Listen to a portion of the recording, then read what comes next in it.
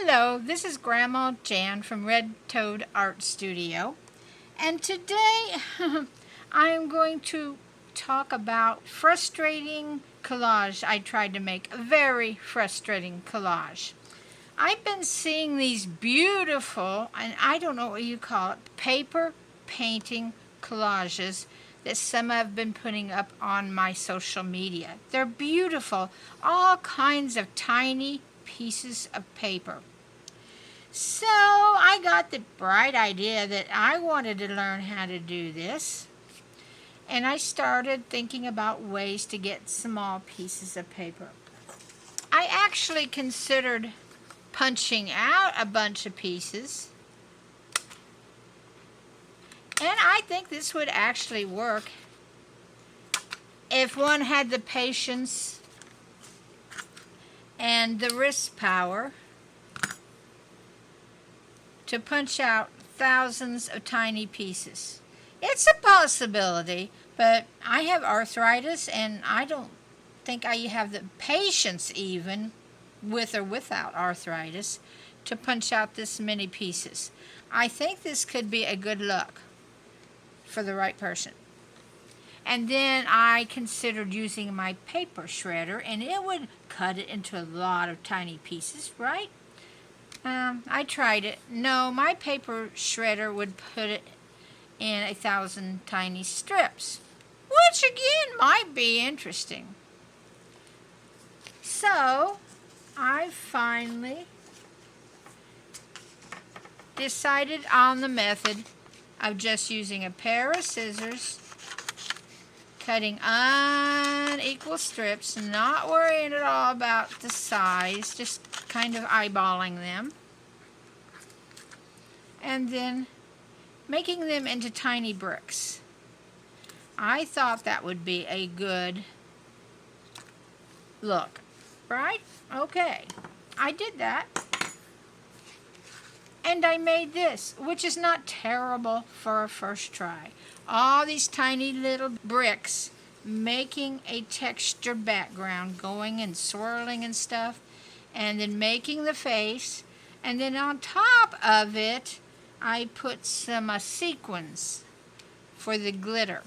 It's okay, and I imagine if I practiced this technique I could get a lot better at it. But you know what? I hated doing it. I was constantly, my fingers were just covered in glue. My fingernails even were covered in glue, because I'll show you the method I used if you decide you want to try this. But I'm not going to make another whole picture. I made myself stick to it and finish this picture, and I don't want to do another one. I just really don't. So I'll show you how I did it. And if you want to do it, you can proceed. I took a coloring picture, and I used that as a basis. I cut out my little squares. I got me a tub of Mod Podge. I imagine you could use a different kind of glue or whatever you wanted to stick things down with. Got me my Mod Podge brush, and I'll tell you, these Mod Podge brushes are wonderful. In fact, I'll try to link to it again. Well, I will link to the review of these in the back of the video. And what I did, put some paste down, put a brick down, and then pasted on top of it. It looks simple, doesn't it? And you just fill in your picture. And it is simple in a way. The first few are simple. And you just keep building those up. And they can overlap if you want them to. And you just keep going. Now, it took me several days to finish my picture. I couldn't work all day on it. I have other things I have to do, but I worked a good share of several days. And it's easy until you get into these parts where you have to pick up Well, I'll just do it on the outside. Will you have to, cut it to fit? And you're just guessing what that angle will be. You cut it to fit that angle, and you have to cut it every place you go around a place that has an uneven line, because it's not. Now, if you would pick a picture that had a lot of big images and straight lines, that would be the place to start. Maybe plains, mountains, and a sunset that didn't have a lot of details like this eye or this ear or these lips or these details. And you have to fit all of your pieces in. Just cut different colors of colored paper or cardstock and get your colors that way, and it will work. Have a glue that dries transparent. And some of these places probably have 10, 20 layers of glue on it because they overlap, and I don't know. I had to really work at getting these kind of areas to come out. And you can make it work. And if this is a type of collage you want, it will take some practice. It'll take not minding your fingers being a gluey mess. But I don't know.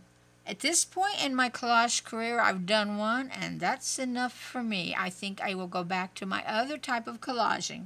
But we all like a different type, don't we? I like the looks of these kinds of collages.